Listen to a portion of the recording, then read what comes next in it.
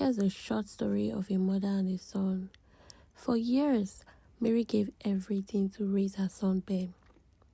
She worked long hours, sacrificed her health, and put her dreams on hold so he could have a better life.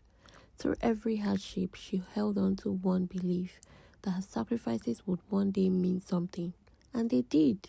Ben excelled, becoming a successful businessman respected by all. But as his wealth grew, so did his distance from her. In his eyes, she was no longer the mother who had lifted him when he was small. She was just an old woman, a relic of his past. His new family, his career, his fame, they consumed him. He donated to charities, shared extravagant projects online for praise, and barely spared a thought for her. Calls went unanswered, messages ignored. She sat in silence, her heart breaking with each passing day, her voice growing weaker, her needs ignored. Then came the fall.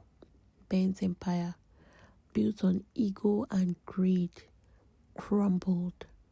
Betrayal, bad investments, and his own arrogance brought everything crashing down. In the wreckage of his life, he found himself alone, as he had made everyone he once cared for, including his mother, feel invisible.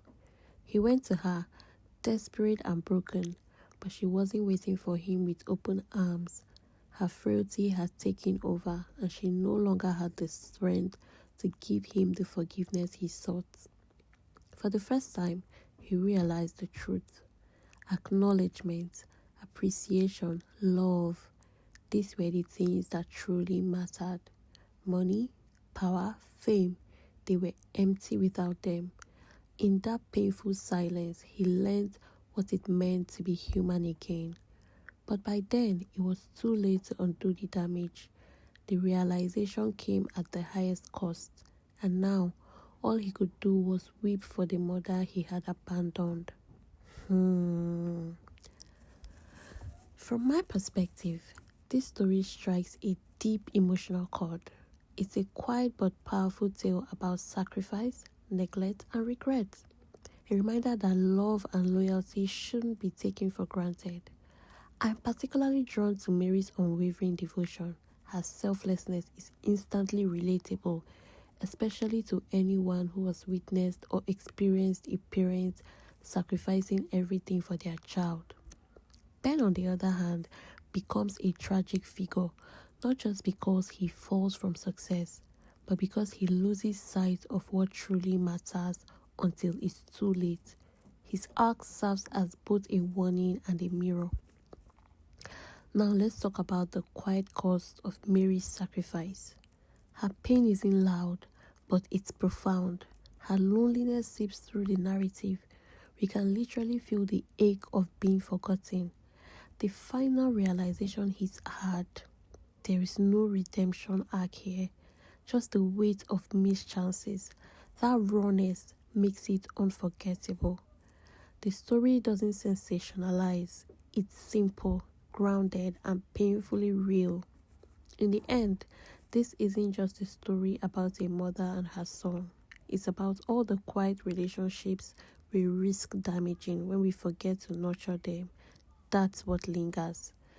If you listen to this story until the end, I have a couple of questions for you. You can choose to answer one or more. 1.